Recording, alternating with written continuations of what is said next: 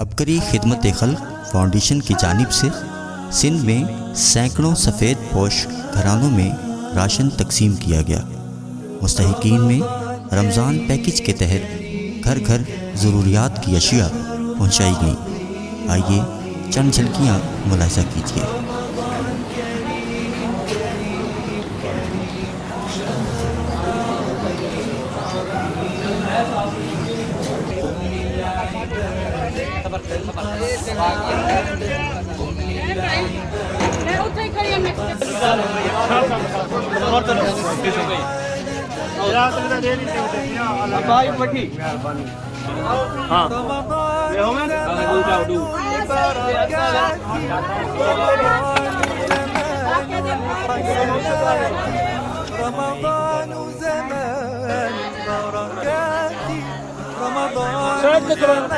हाँ जी बड़ी मेहरबानी। चलो माशाल्लाह, आमीन।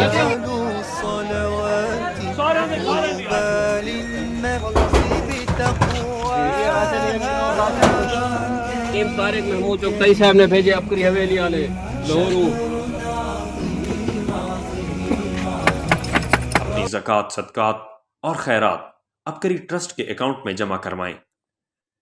दिए गए फ़ोन और अकाउंट नंबर के अलावा किसी पर एतमाद न करें। अपने अतियात और अशिया अबकरी एजेंसी होल्डर या किसी भी नुमाइंदे को हरगिज़ न दें।